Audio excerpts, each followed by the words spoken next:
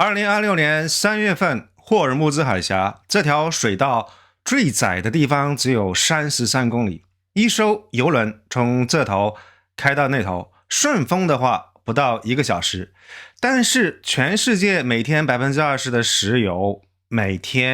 一天都要从这样一条非常狭窄的细缝里头挤过去。美国海军在这里巡逻了半个世纪，50年，从冷战到反恐，从里根到特朗普，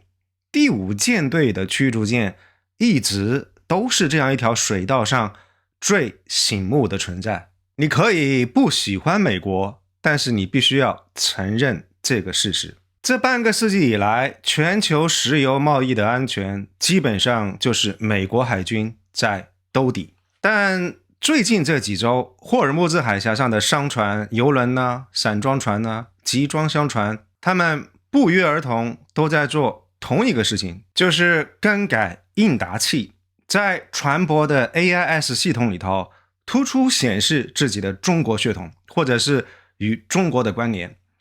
劳埃德船籍社的数据显示，包括这个彭博社、南华早报，甚至日本时报都确认了这个事情。这些船大多的确有中国背景，平时在公海上非常低调，但是现在船长们却集体选择把它亮出来，当作护身符来用。为什么呢？因为伊朗特别豁免了非西方国家的船只，中国、印度、巴基斯坦的船可以通行。中国是伊朗最大的石油客户，是制裁下唯一还在给伊朗输血的大国。大家可以想想看这个画面，半个世纪以来，全世界的船过这样一条海峡，靠的是美国海军的保护。但是现在呢，船长们不再呼叫美国的海军护航，事实上美军也拒绝护航，没有办法，他们只能够在应答器给出了中国所有这4个字。性命攸关的时刻，这是船长们用自己的生命在投票。而且这个还不是第一次发生。2024年红海，胡塞武装封锁曼德海峡，美国组建了一个叫做繁荣卫士的联军来护航。结果美国的盟友非常不给面子，埃及拒绝加入，沙特拒绝加入，法国说自家的军舰不归你指挥，意大利说我们不是这个联盟的一部分，而最后只剩下英国、加拿大跟挪威给美军撑场子。这是全世界最强大的海军，面对一支穿人字拖的胡塞民兵，不是什么大国的海军，不是正规军，而是一帮在也门山沟沟里头打了10年内战的部落武装。然后所有人都亲眼看到了接下来发生的事情。红海的航运量暴跌6到9成，马士基宣布拒绝恢复红海航线。美军花费了超过10亿美金来对付无人机，连国防部的副部长自己都看不下去了，公开抱怨说我们的成本方程式完全错了，损失至少17架 MQ9 死神无人机，每架价值3000万美刀，光无人机就烧掉了5亿多。2名海豹突击队员在拦截伊朗军火的行动当中落水身亡。事后五角大楼也不得不调查认定之后承认，这2条人命本来是可以避免的。还有更加荒诞的，自家巡洋舰盖茨堡号因为识别系统的故障，把返航的超级大黄蜂当作是胡塞的导弹给打了下来。好在是及时弹射逃生了，但是价值7000万美金的战斗机沉入了红海。这个真的不是嘲笑，嘲笑是廉价的。但美国最好的军人、最先进的装备、最训练有素的部队，竟然在阴沟里翻船，栽在拖鞋军手上，的确让人大跌眼镜。美国自己的防务智库 War on the Rocks 给红海之战的总结是战略失败。2年打下来，178艘民船被攻击，集装箱的运费涨了7倍，航运战争险的保费涨了 2700%。 不是美国军人无能，而是这样一场仗从一开始就不该这么打。你让一支设计用来对付苏联红海军的舰队，去跟一群用渔船发射无人机的游击队来打消耗战。这个不是打仗，这个是拿美国的国运去磨沙子。也就是在那个时候，红海上的商船做了和今天霍尔木兹海峡一模一样的事情。他们在 AIS 的应答器里广播说，我们所有的船员跟管理层都是中国人，跟以色列没有任何联系。胡塞政治领导人也公开说，中国跟俄罗斯的船在也门的周围是安全的。外交政策杂志也爆料说，俄罗斯向胡塞武装提供了打击的数据，帮助他们来精确的区分西方船只跟中俄的船只。而最终的结果是什么呢？劳埃德船籍社的 AIS 追踪数据显示，胡塞攻击期间，中国船只在红海的通行的吨位不降反升。西方的船东他们绕道好望角，多花100万美金跟2周的时间，而中国的船只走直线。发生在红海的事情只是一个预言，而当前在霍尔木兹上演的才是正片。同样的剧本，更大的舞台，更高的赌注。预演的时候，其实所有的坑都给大家展示过了，所有的警报都响过，但是没有人看，也没有人听。霍尔木兹海峡这出戏演出的结果就是保护费体系换老板了。说到这个地方，我们介绍第一位老哥出场，彼得·泽韩。这哥们儿这几年在油管上火得一塌糊涂，他专门讲地缘政治，核心论点就一句话：美国人不想玩，要撤退了。没有美国，这个世界要乱套了。但是美国不会有事，因为北美大陆地理优势，资源独立，人口年轻，而中国会很惨，彻底完蛋，彻底失败。而就在本周，第二位老哥，硅谷大佬巴拉吉·斯里里瓦桑，前 Coinbase 的这个首席技术官，他发表了一篇万字长文，题目就叫做泽韩错了，中国很强壮，逐条反驳泽韩的每一个论点。而与此同时，第三位大佬桥水基金的创始人达里奥最近连发2篇重磅分析，一篇说世界秩序已经正式瓦解，而另外一篇更加直白，一切归结为到底是谁能够控制霍尔木兹海峡，这是帝国的最后一战。3个人，3个不同的角度，不约而同都指向同一个方向，同一个问题：美国的衰落到底是在主动的回撤，还是自由落体的垂直坠落？展开之前，利益冲突我们要先说清楚。泽韩他靠的是给美国企业跟政府做去全球化的咨询，他的这个结论要是变了，饭碗就没了。巴拉吉他是加密货币跟网络国家的布道者，旧秩序如果不崩盘，他的去中心化的未来就没有人买单。而达利奥呢，桥水基金重仓中国资产多年，多少有点像是在给自己的投资组合站台。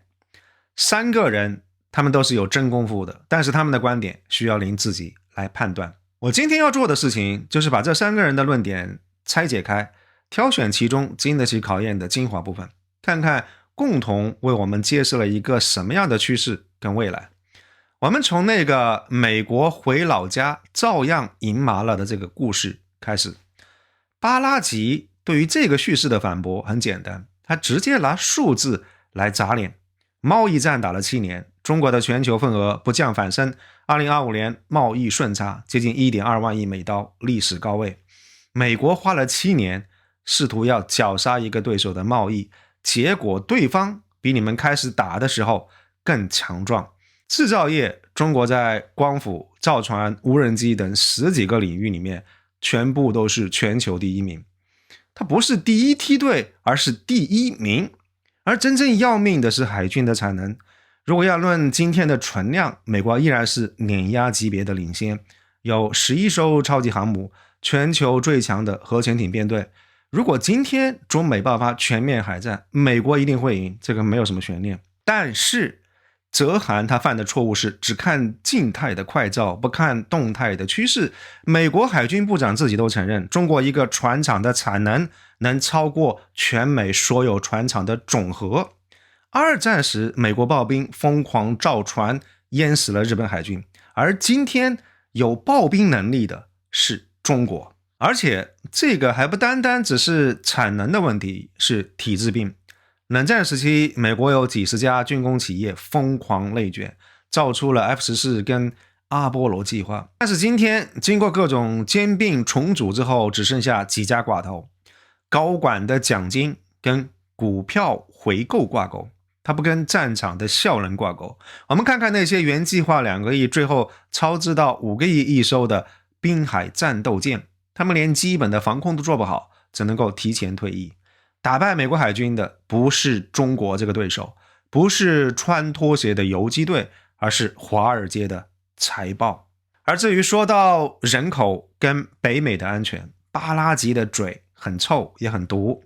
我宁愿要8亿老人加6亿机器人组成的高度信任的社会，我也不想要一个 3.3 亿互相不信任，手里头还拿着枪的这些美国年轻人。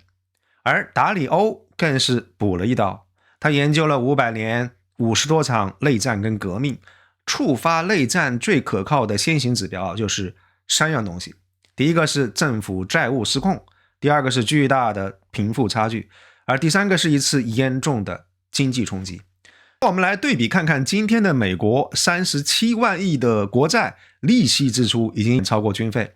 前 0.1% 富人的净资产约等于后 90% 穷人财富的总和。而霍尔木兹海峡一封锁，油价从70块飙升到126块，3样东西一样不缺。泽韩说地理优势是美国的护城河，达利欧的回答是堡垒里头你们自己人都在挥刀互砍，再宽广的护城河又有什么鬼用？而巴拉吉他补了最后一刀，美元霸权本质上是向全世界收铸币税。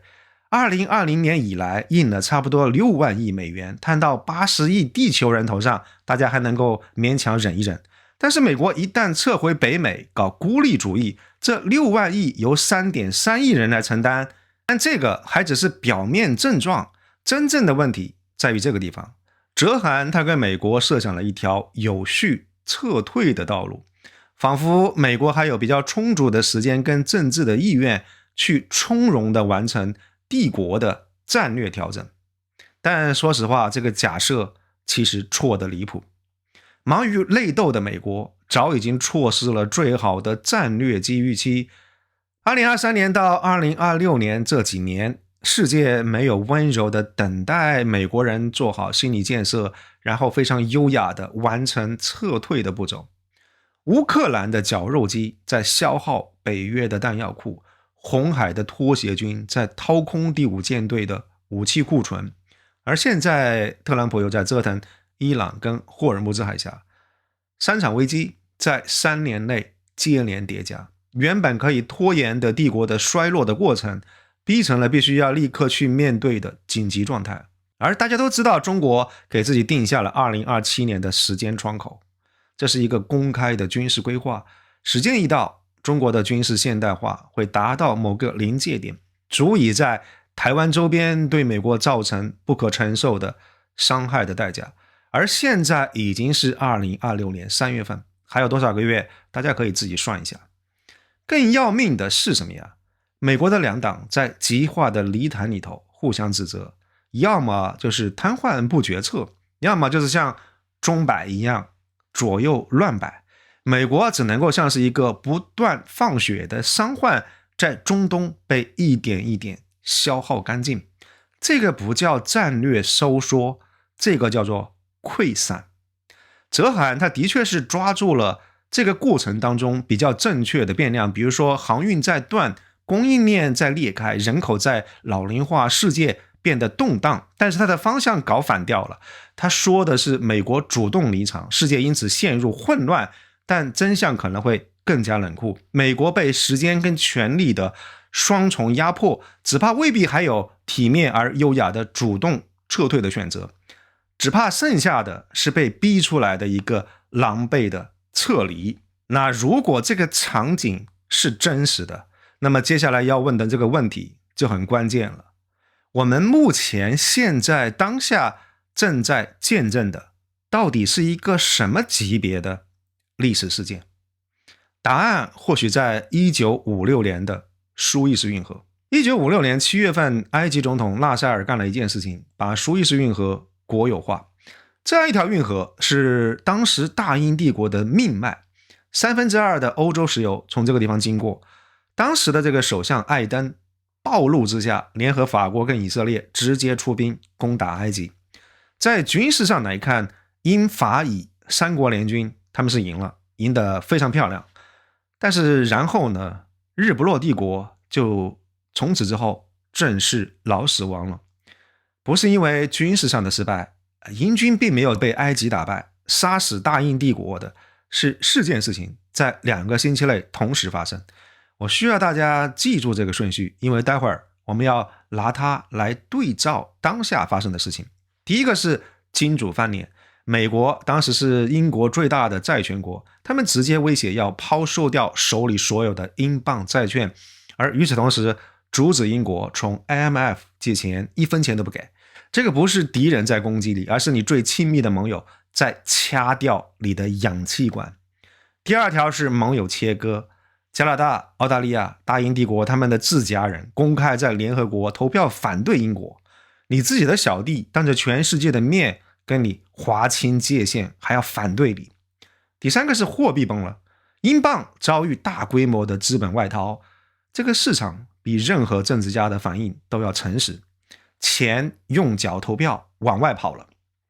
而第四个是信心雪崩，全世界在那个时候突然间意识到了一件事情，就是英国说话已经不算了。那这个认知一旦形成，就好像堤坝上的裂缝一样，导致英国的殖民地加速独立，整个的溃败过程没有办法逆转。从苏伊士运河事件发生到英国完成苏伊士以东的全面大撤军，或者叫做溃败，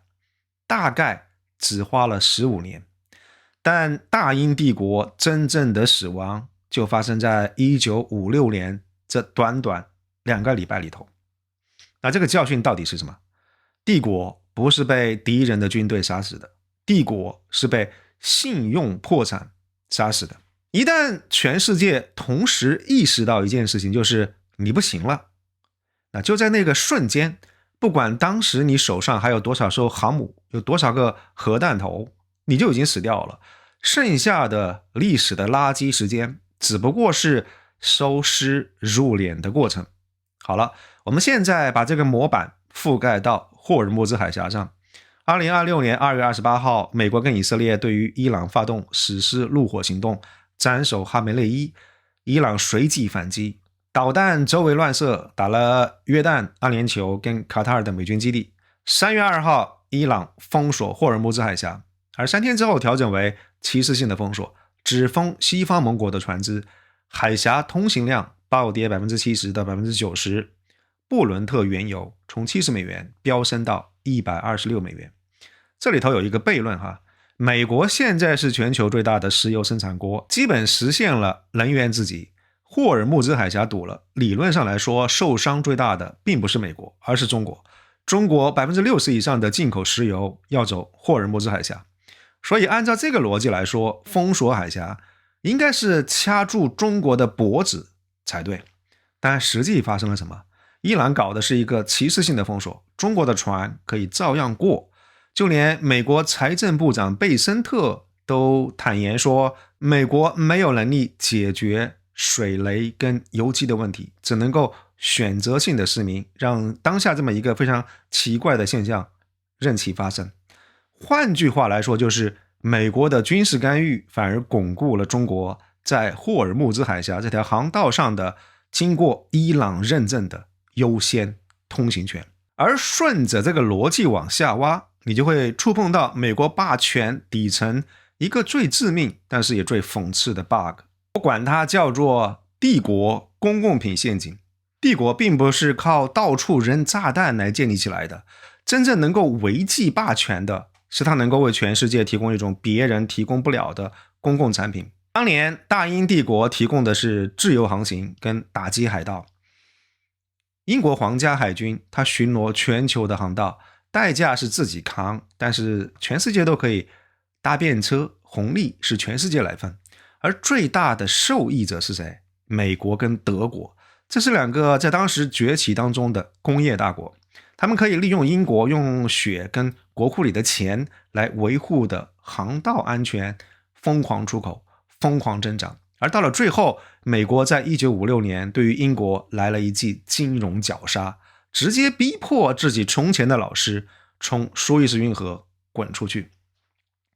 大英帝国亲手养大了自己的掘墓人，而这个结构今天正在一模一样的重演。这半个世纪以来，美帝提供的公共品是全球的航道安全。1974年尼克松跟沙特签订的那个约定，你用美元卖石油，我用第5舰队来保护你，这个就是石油美元的底层协议。半个世纪了，这一门生意其实一直运行完美，直到中国不经意之间变成了全球最大的制造业工厂跟最大的中东石油买家。我们要记住2个数字，美国占霍尔木兹海峡石油流量的份额是 2.5%， 而中国是 37.7%， 相差15倍。还有一个细节，来自于美国国会美中经济与安全审查委员会2024年年的这个年报，胡塞武装的无人机跟导弹里头发现了中国制造的零部件，而且有一名驻中国的胡塞采购代理人在帮忙搞定供应链。不难想象，在伊朗的武器库里头，来自于中国的零部件只会更多，不会更少。我们来回味一下这个非常荒诞的逻辑闭环。美国海军在霍尔木兹海峡上每天烧掉大概10亿美刀的战争经费，头12天就花掉了165亿，用300万美元的这个拦截弹去打掉含有中国零部件的伊朗自己做的3万美刀的无人机。他们这样做是为了保卫一条只有 2.5% 跟自己有关的航道，而 37.7% 的好处全部流向了美国自己最大的战略竞争对手。说人话就是美国军人流着自己人的鲜血，花着美国纳税人的金钱，给他在这个星球上最大的战略竞争对手中国当着倒贴钱的免费的物流保安。而更讽刺的是什么呀？是这个竞争对手其实自己早就已经做好了万全的准备，买好了保险。中国手里头有13亿桶战略石油的储备，够撑4个月，花了10年的时间修好了中俄的这个输油管线跟中亚的天然气管道，这些都在帮他分流风险。美国拼了老命花钱流血保护的这条航道，他的战略对手甚至都不会领他这个情。特朗普面对媒体的镜头的时候，恐怕永远都没办法回答俄亥俄州一个铁锈带工人的问题。总统先生，我们为什么要拿美国男孩的命去确保北京能够得到便宜的石油，好让他们能够造出更便宜的电动车来抢走我的饭碗？这个问题说实话无解，一击必杀。甚至这个怒火已经延烧到了白宫内部。3月17号，乔肯特他宣布辞去国家反恐中心主任一职。这个是特朗普政府当中因为伊朗战争公开宣布辞职的第一位高层官员。老乔是前陆军特种部队，11次在中东部署，他的妻子是在叙利亚反 ISIS 的这个行动当中阵亡。有这样一位履历的人，他辞职，没有人够资格来质疑他的专业精神跟爱国性。他在辞职信当中直言，这场战争不是伊朗的威胁，而是以色列以及美国游说集团推动的结果。辞职之后，肯特在一次访谈当中揭开了更深一层。他说，很多以色列人是双重国籍，听起来跟我们美国人一模一样，我们根本不觉得他们是外国人。长此以往，美国的情报界把以色列的情报当成了是自己的情报，把以色列的 agenda 当作是美国的 agenda。 更要命的是什么呀？在伊朗问题上的红线也被偷梁换柱了。最开始美国的原始底线是伊朗不能够拥有核武器。这个其实在现实政治当中留有巨大的谈判空间。伊朗的逻辑是比较务实的，保留核浓缩的能力当做自保的筹码，但是不碰触核武器这条红线。这也就是我在去年6月份反复强调的核门槛政策的战略，站在门槛上表演杂技，但是不迈过门槛，否则的话必然会招来美国的攻击。但是以色列人悄悄地把这条红线前移了。对于以色列来说，伊朗不能够有任何制造核武器的潜力，甚至也包括不能够拥有浓缩铀。所以我们看到后来慢慢的，以色列的红线变成的是美国实质的政策。它并不是通过美国情报部门的正式的评估来准确的表述伊朗的威胁，而是通过院外的游说以及以色列发挥的非常大的这个影响力。而一旦零浓缩变成了新的起点，伊朗它根本就不会坐到谈判桌前，所以这样的话，谈判的门就被焊死了，战争也就变成了是唯一的选项。我们看到连肯特这么一个最忠诚的 MAGA 内部人士都在质疑这场战争。特朗普本人对《金融时报》说起过，受益者应该来帮忙，他要求中国和其他一些国家来保护航道。中国的外交部给出了一个回应，是呼吁各方停止军事行动，翻译成人话就是你自己惹的祸你自己收拾。国际危机组织的阿里韦恩，他是专门研究大国竞争的学者，他说了一句非常精准的话，这是一场本来应该震慑北京的军事行动，但它反而刺穿了美国全能的一个幻觉。华盛顿现在竟然指望他的头号战略竞争对手来出面帮他收拾一个他自己制造出来的烂摊子。所以这是非常尴尬的一个局面，对于美国来说，进退都是死局。留下来中东慢慢打的话，这是一个慢性失血的局面，每天10亿美刀给对手当安保。而更夸张的是，这个会给中国留下一个战略机遇期，即便赢了，航道通了，最终受益的也是这 37.7% 的中国。那好，干脆不打了，我们撤回美洲算了，怎么样呢？美国不行了，这个印象从此被所有人牢牢记住了。全世界凭什么还要向你交美元铸币税？中东的土豪明天就会把安全协议换成人民币计价，美国的信用促使，所以进退都是一个事。1960年，美国占全球 GDP 的 40%， 而今天只有 26%。但是对比一下65年以前，美国人承担的军事义务几乎是一模一样的。750个海外的基地，80个所在的国家。布朗大学战争成本项目的账单是2001年以来反恐战争的总成本8万亿美刀，全部依靠借债。2024财年，美国历史上第一次国债利息支出8820亿美金，超过全年军费的8740亿。为过去的霸权还债，已经比维持当下的霸权更贵了。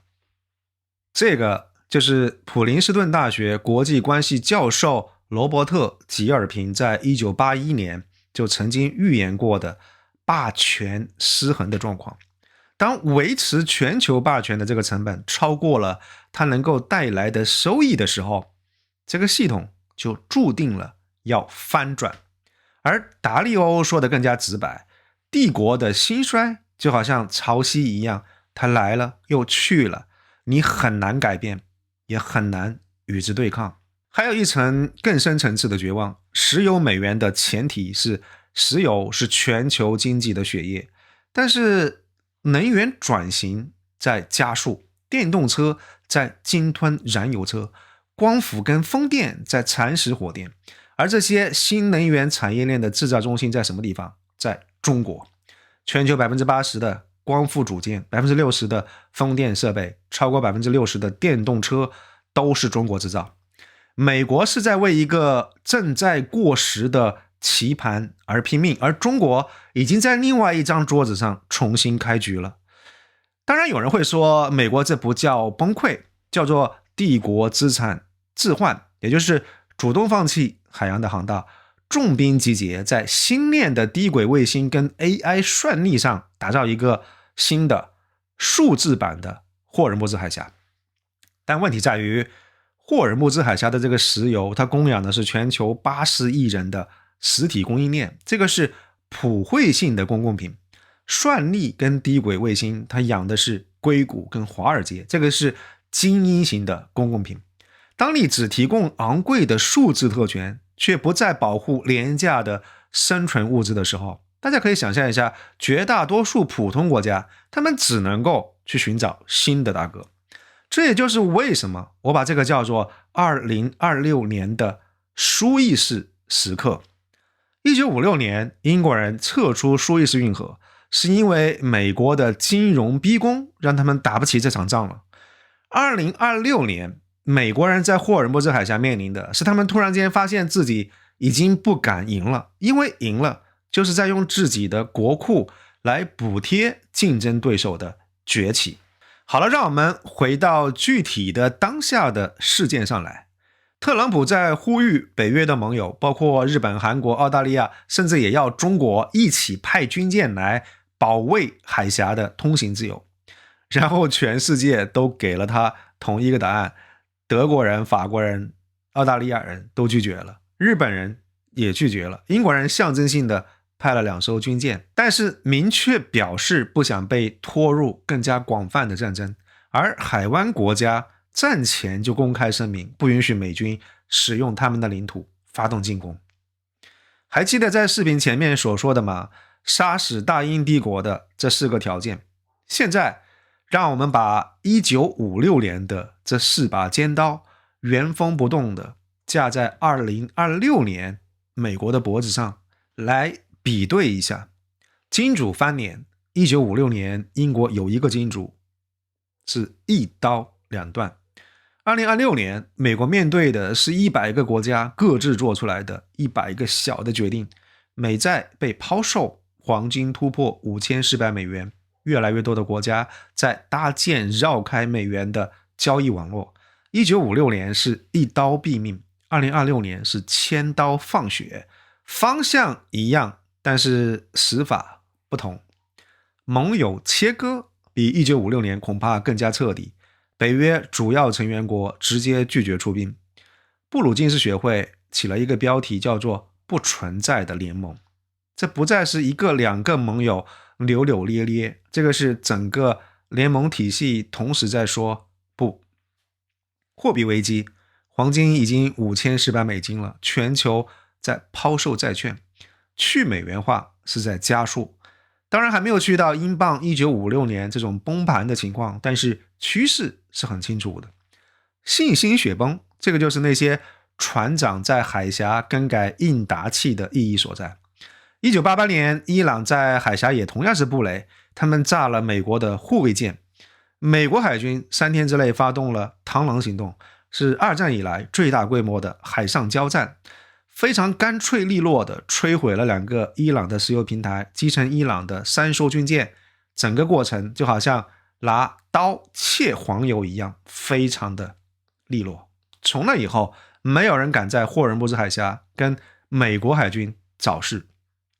但那个是发生在1988年，这是40年以前的美国。2026年当下的美国，在战术层面他们依然能够打赢每一场遭遇战，但伊朗手里头有近6000枚水雷。 MIT 安全研究专家塔尔马吉教授在外交事务杂志上写，清除这些水雷需要以州为单位来计算。而美国海军呢，2025年9月份在波斯湾部署了30多年的4艘复仇者级的扫雷舰退役了。这些扫雷舰是冷战时期建造的木头的船体，海湾战争里头他们清除过超过1000枚的伊拉克的水雷。这些舰算是老手当中的老手。而2026年3月份他们被运到费城去拆解，也就是在基本上伊朗往这个海峡里头扔水雷的同一个月，旧的舰艇退役了，那替代他们的新型的产品呢？美军用3艘独立级的滨海战斗舰加装扫雷任务包的方式来替代。海军新闻网他们的报道标题只有4个字：战斗无效。因为加装扫雷任务包需要6个小时的预热时间，而且他们装备的声呐分不清水雷跟石头，激光探雷系统需要清澈的水域，但是波斯湾常年浑浊的跟泥汤一样。然后到了3月15号，伊朗布雷的第5天，有人在马来西亚槟城的商业码头拍到了这3艘滨海战斗舰当中的2艘，而这个是在4000公里之外。在美军的巴林基地被伊朗的导弹反复捶打的时候，这些滨海战斗舰他们待不下去了，所以跑到了4000公里之外。所以美军现在在整个中东的扫雷能力是3艘战斗无效的这个评级的滨海战斗舰，有2艘跑到了4000公里之外，而另外1艘不知所踪。美国依然能够击沉任何1艘的伊朗的军舰，但是他们已经没有能力来确保油轮能够安全通过霍尔木兹海峡了。这个就是发生在2026年当下的苏伊士陷阱的本质。美帝依然可以赢得每一场战斗，但却在战略的层面可能会输掉整场战争。因为战争的胜负它不是由你击沉了多少艘敌舰来决定的，而是由谁能够保证海峡的通行自由来决定的。达利欧他说过一句话非常残忍，在战争当中承受痛苦的能力比施加痛苦的能力更加重要。伊朗人他们是为了生死存亡而战，他们的领袖死了，这个是血仇，他们可以拖成持久战。而美国的选民他们在抱怨加油站的油价，而事实上早在2024年5月份战争爆发前整整2年，北京有一个叫做江学勤的教授，他做了3个预测。特朗普当选，美国会攻打伊朗，但是美国最终会输掉这场战争，进而导致霸权衰落。前面2个预言已经应验了，他的第3个预测建立在一个博弈论的分析上面。美国不是他自己主动走进来这场战争的，而是被推进来的。在这一点上，他和肯特是不谋而合。江教授的判断是，美国在伊朗面临的是一种结构性的陷阱。美军这个空中力量的确是天下无敌，但伊朗的山地地形会让任何地面部队变成是人质。我们在之前的视频当中也分析过，进不进去也退不出来，因为补给线会全面暴露在这么非常严酷的地形当中。所以美军的整个军事结构实际上是一个倒金字塔，空中力量极其的发达，而地面的兵力严重不足，但消耗战消耗的恰恰是金字塔的底部。这些预言正在逐渐变成是现实。3月11日，美军的海军陆战队第31远征队大概2500人，带着 F-35B 跟语音运输机，从日本的佐世保出发，驶向中东。而3月19日，又有后续增援调动的消息传出来，而82空降师早就已经进入了待命的状态。虽然五角大楼说这个是计划类的轮换，但所有人都看得出来，空中打击恐怕已经不够用了。想要彻底解决霍尔木兹海峡的问题，美国的地面部队正在一步一步被推向伊朗。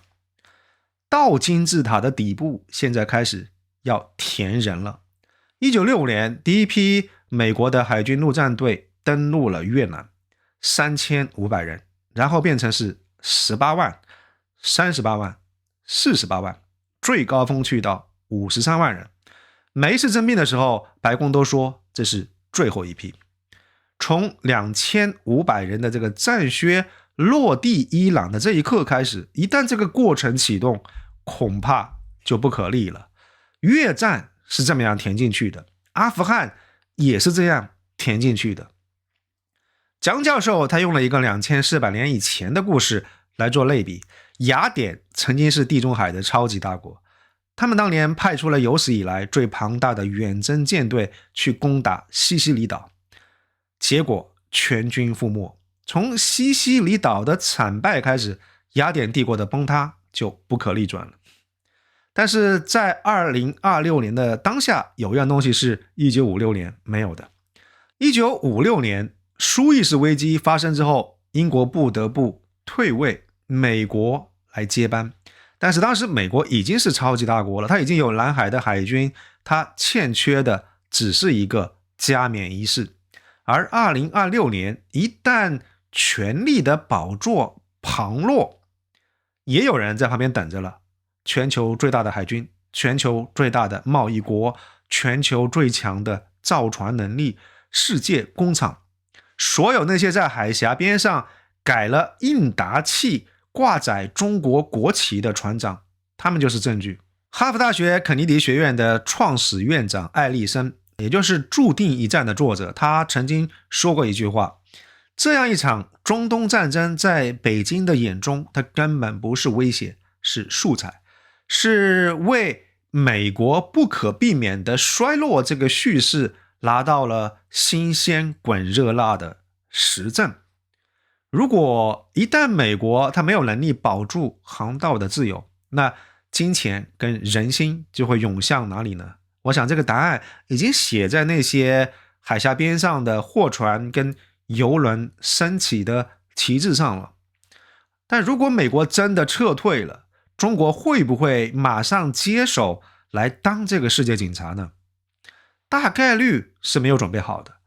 中国在建370艘军舰的大海军没有错，但这个海军的战略目标是航道拒止，也就是确保没有人能够掐住中国的脖子，但不是航道提供。他不是想要给全世界来当这个保安的。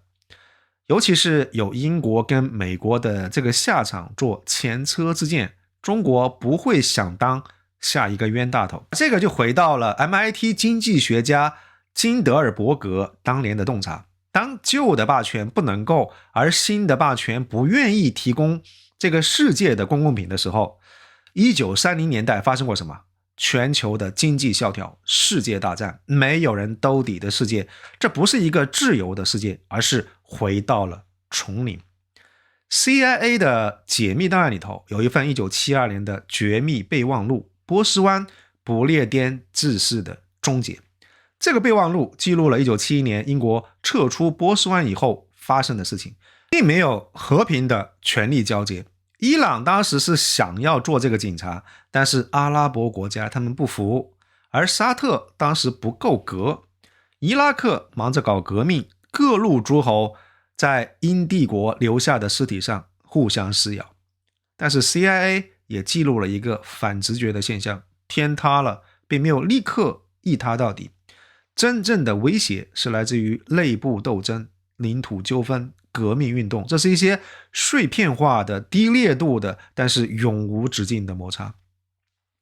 霸权的撤退，它没有在第二天就引发世界大战，而是让每一条航线、每一笔交易的摩擦成本飙升，所以它并没有造成一声巨响、天塌地陷，而是无数声的嘎吱嘎吱，在每一个地方发生的不断的摩擦。历史它不会重复，但是总会押韵。1972年 CIA 见证的是大英帝国在波斯湾的余烬，而2026年五角大楼的情报官正在起草的或许是另外一份标题相似的备忘录：波斯湾美利坚制式的终结。但是事情还没完，如果只是外部秩序的崩塌，那么即便是盟友跑了，美元弱了，航线易主了，这些事情吧，充其量只是一次战略收缩。而对于美利坚来说，真正致命的它不是一条直线，而是一个死亡的螺旋。达利欧在应对变化当中的世界秩序的原罪里头，他画了一张图，追踪过去500年帝国的兴衰周期。荷兰、西班牙、英国、美国，这个大的周期大概是80年一轮。上一次这个秩序的崩塌发生在1930年到1945年，到现在刚好80年。80年差不多是一代人的寿命。亲眼见证过上一次大崩塌的人，现在基本上已经不在世了，所以大家天然就觉得这种天崩地裂的大事件恐怕不会发生在我的身上。达利欧今年2月份在慕安会之后非常明确地说过，美国目前正处在阶段5到阶段6的临界点，也就是站在秩序崩塌的悬崖边上。那为什么这个视频最核心的推演要用达利欧的框架呢？因为到目前为止，达利欧是世界上唯一一个把过去500年所有帝国的核心数据，比如说债务、贫富差距、教育水平、军费开支，所有这些全部量化之后，画出大周期曲线的人。他的这些主观的判断你或许可以不必相信，但是这样一份用500年的这个硬数据砸出来的帝国尸检报告，至今没有人能够在学术上驳倒他。而且不光是这些分析师在研究，2026年2月份慕尼黑安全会议上，德国总理默茨、法国总统马克龙、美国的国务卿卢比奥几乎用同样的措辞说了同一句话：过去的这个世界秩序已经不复存在了。所以看吧，达利欧的理论是由当事人的供词来佐证的。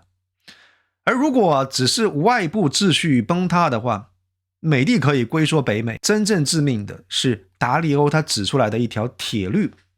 内部混乱的时候，外部的敌人更有可能发起挑战，外部战争的代价又会加剧内部的矛盾，由此形成一个恶性的循环。最可怕的是陷入这个死亡螺旋，然后爬不出来。我们来直接推演一下这个螺旋是怎么样死死咬合不放的。第一步是外部的冲击，霍尔木兹海峡被封锁，原油飙升到$126，就有可能会是这样一个危机。紧接着第二步，内部传导，飙涨的油价点燃二次通胀，铁锈带大裁员，30%支持暴力的民众上街，州与联邦之间明火之仗。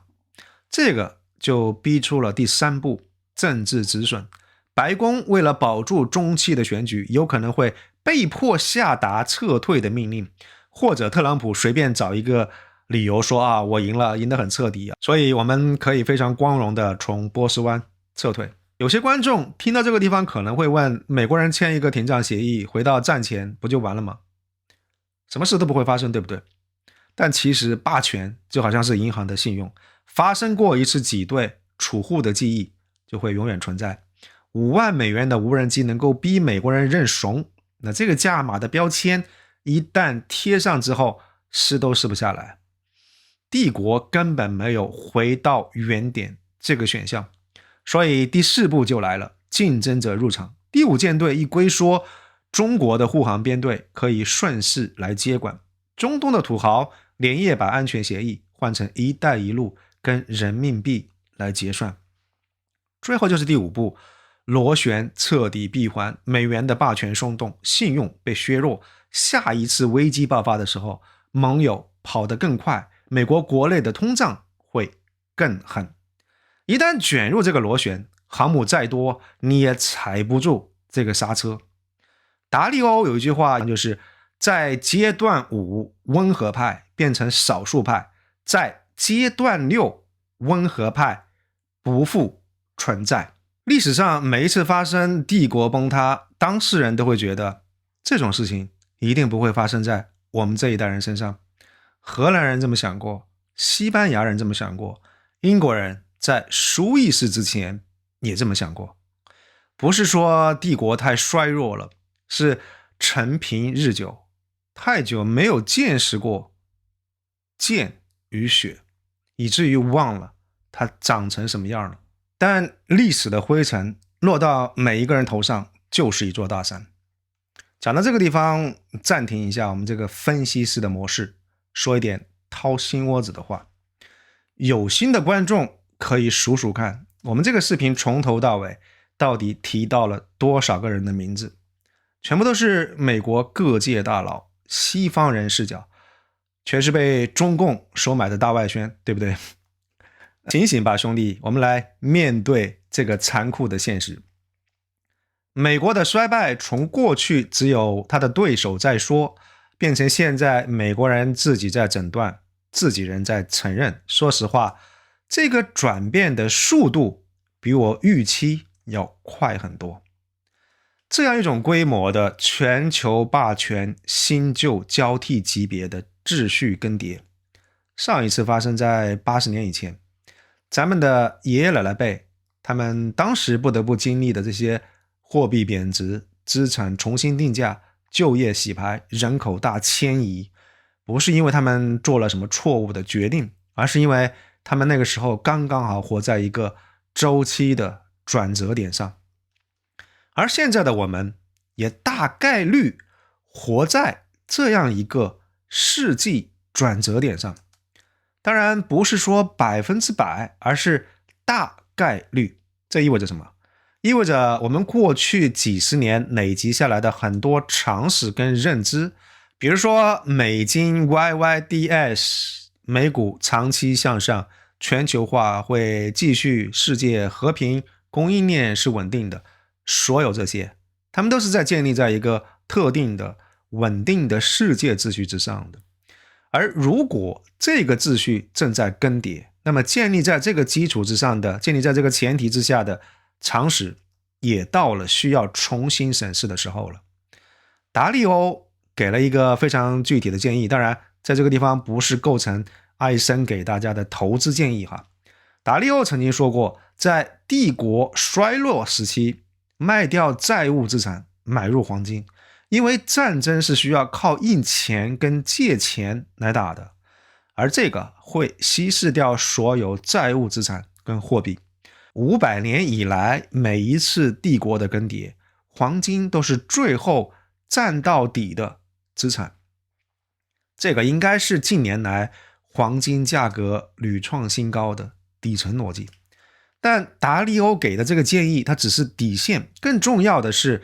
一种认知上的准备。你需要接受一种可能性，就是我们这一代人大概率可能不会像上一代人那样活在一个由单一超级大国维护的世界稳定的秩序里头。但是美国的退位不自动等同于中国会登基。今天的中国有制造业跟造船的产能，但是并没有全球的基地网络，没有成熟的盟友体系，没有可以自由兑换的储备货币，甚至说老实话，也没有一套能够让全球其他国家心甘情愿跟随的价值叙事。当然，如果真的去到有那么一天，自有大儒为中国辩经，所以这个事情不是什么大不了的事情。但不管怎么说，最终的结果未必就是美国的世纪结束了，中国的世纪随即开始。更有可能的情况是存在一个过渡期，我们有可能要经历一段没有裁判的时期。美国衰退的这个速度超出多数人的预期，如此之快，以至于连中国都还没有准备好来接管。我管这个叫做多极化的黑铁时代。它有可能不存在一个和平交界的黄金时期，而是一段或许谁说了都不算，然后规则比较模糊，摩擦成本飙升的一个灰色地带。对于普通人来说，这个有可能比中国顺利取代美国这样一种情况更加难以应对。因为单极的世界嘛，至少这个规则很清楚，两极世界至少你知道站哪边。而没有明确权威的这个多极世界里头，它这个不确定性的这个本身就是最大的成本。当然，这个过渡期的存在并不意味着说这个世界会进入多极化的时代。帝国的兴衰像潮汐来了又去了，我们普通人很难改变，也很难对抗这个趋势。我们没有办法阻止这个潮汐的发生，但是至少我们可以提前知道，提前预判，知道自己可以选择站在什么地方是安全的。回到最开头这个画面，霍尔木兹海峡33公里宽，一艘散货船它修改了应答器，把自己标注为中国所有。这个船长他其实并不关心什么大周期啊，什么帝国兴衰，什么全球霸权，他只关心一件事情：我的这个船，我的船员能不能够安全通过这条海峡。在当其时，他做了一个理性的决定，这个决定碰巧回答了这个宏大的问题：到底是谁在保护这个世界？这个问题的答案正在悄然发生改变，不是因为谁宣布了谁是下一任的世界警察，不是因为谁签署了什么条约，而是因为在世界上最危险的这条水道上，一个普普通通的船长，他选择了挂一面什么样的旗帜。无数个这样的平凡人的小的决定加在一块儿，汇聚成河，就是历史，就能改变我们未来的走向。我是艾森，非常感谢您的收看，我们下期节目再见，谢谢大家。